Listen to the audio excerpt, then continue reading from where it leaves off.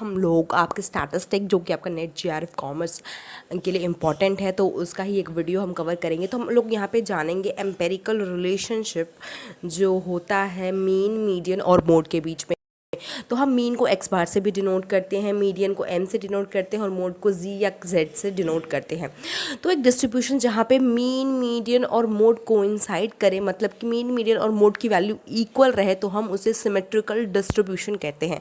लेकिन अगर वहीं पे मीन, मीडियन और मोड की वैल्यूज़ इक्वल नहीं हैं या अलग हैं तीनों की वैल्यूज़, तो इस डिस्ट्रीब्यूशन को हम लोग क्या कहते हैं, असिमेट्रिकल कहते हैं और स्क्यूड डिस्ट्रीब्यूशन कहते हैं। तो यहाँ पे इंपॉर्टेंट चीज़ आपको यहाँ पे नोट करना है कि 3 मेजर्स ऑफ सेंट्रल टेंडेंसी जो हमारी मीन, मीडियन, मोड है, यहाँ पे जब आपका असिमेट्रिकल और स्क्यूड डिस्ट्रीब्यूशन होता है तो कार्ल पियर्सन ने इसको एक्सप्रेस किया है और आप यहाँ पे देख सकते हैं कैसे उन्होंने एक्सप्रेस किया है। तो मोड को हम कैसे बोलते हैं, mode is equal to mean minus 3 mean minus median, और हम इसे ऐसे भी लिख सकते हैं z equal to x bar minus 3 x bar minus M, और हम ऐसे लिख सकते हैं mode is equal to, sorry यहाँ पे इक्वल टू होगा, is equal to 3 median minus 2 mean. तो एग्जाम में बहुत बार ये पूछा गया है, mode is equal to 3 median minus 2 mean, और हमेशा कभी कभी ऐसा होता है तीनों फार्मूला दे देता है और पूछते हैं कौन सा करेक्ट वन है, तो ऑल ऑफ दी आपका करेक्ट वन है। तो यहाँ पे mode is equal to 3 median minus 2 mean,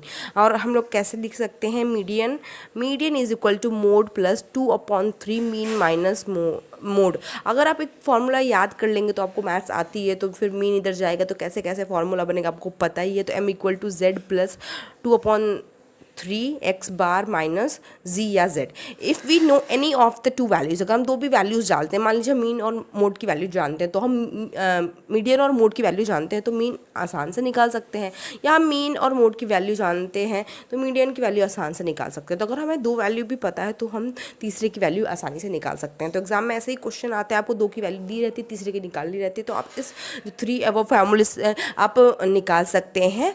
अगर जो भी आपकी वैल्यू नहीं गिवन है, मान लीजिए मीन की नहीं गिवन है, तो आप मीन की वैल्यू निकाल सकते हो। Hope you like the video, like share and subscribe till then bye, have a nice day ahead.